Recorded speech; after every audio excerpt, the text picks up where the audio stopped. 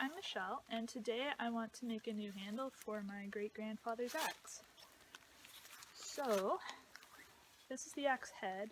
It's a Walters, I believe, pulpwood axe, and I think that yellow paint there is the original paint. It's the axe that, honestly, we used to just keep outside. My dad, when he split wood, I would go and help, and I was a little kid, so this was the axe I used because I was too small for a bigger one. And when I started getting interested in restoring axes, I realized that we haven't been taking good care of this thing. I want to fix it up.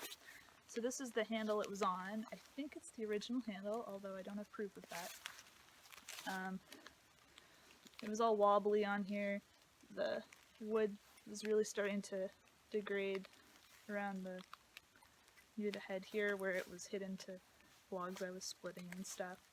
And the handle itself is very weathered and dry and cracked, so I didn't think I should replace it on this head. I didn't think I should just try to put the head on more securely. I got a new handle. The thing is, the handle actually came from a bigger axe where the top of the handle was very rotten, and I just cut it off.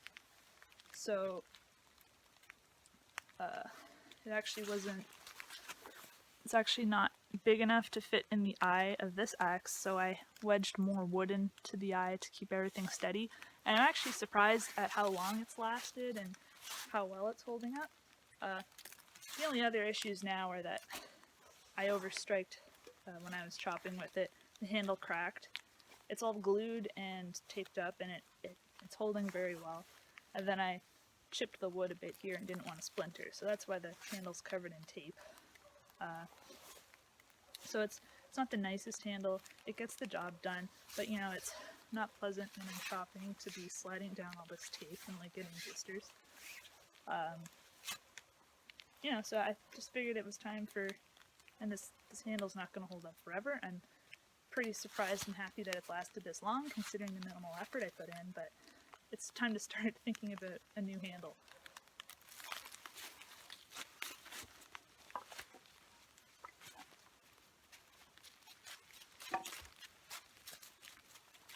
So what I did, I've already done it, so I'm just explaining what I did.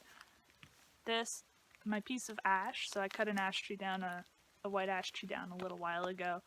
It's, I guess, maybe half seasoned. It's been sitting in the shed for most of the summer. I wanted to make it more like a board, right? Because I just had this split wedge. So I, held this axe up and was like, okay, how do I make sure it's thick enough? So I looked at the dimensions and drew lines at the corners of the wedge so I could split them off. And I drew them on the other side as well, drew them all the way down the piece of wood. And I ended up with this. So I had these guidelines here, and I split the corners of the wood off and made sure to stay within my lines. So I had a guide all the way down the log. So it's still not perfectly square, but it's as close as I'm gonna get without losing some of the bulk up here that I want to keep in order to make the thicker parts of the handle. So it's gonna be 28 inches long, just like the original. And I forgot to say the head is about 2¼ pounds, so most people consider that to be a boy's axe in size, and a lot of people think it's a very practical size of axe that you can do pretty much anything with without tiring yourself out. So yeah, there's one knot in the wood, but I have traced, it's in blue, might be hard to see, this is the part I'd hold on to, and then I've traced it all the way down. There's this little knot, but the grain around it doesn't look like it wiggles too much, and the knot won't be included in the handle, so I think it should be good. And then I just have the end of the wood sealed with wood glue, so the ends don't dry too fast, because when the ends dry fast, that is what causes wood to crack and split. So it was in the shed. Now I'm going to bring it inside with the ends glued, and hope that it dries nicely without splitting, and then I can make a nice handle out of it.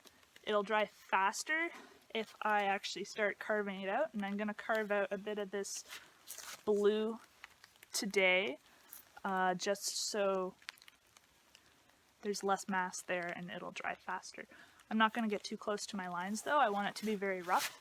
If you do too much of the carving while the wood is not dry yet, it can end up warping when it dries because it's really thin and it just warps more easily. So I'll just do a little bit, and hopefully the wood doesn't crack or warp, and then I can get a handle in a few more months. The way I'm going to see if it's dry is I have a little scale at home, and I'm going to just weigh it every once in a while, and once it stops dropping in weight, it means it has stopped losing water, which means it's dry. So that's a good strategy. So it's just a little scale meant for doing kitchen work. And yeah, looking forward to this build. I'm also, look how straight this piece of wood is. I'm so happy. I guess ash grows really straight. I got so many straight pieces of wood from that tree. And I even have like a good few long pieces I want to make bows out of in the future. So stay tuned.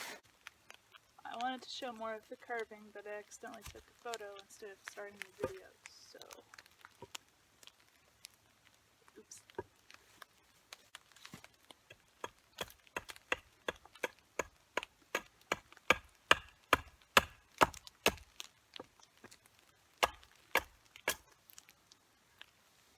Using a smaller axe for this, a bigger one would just be too hard to do finer work with.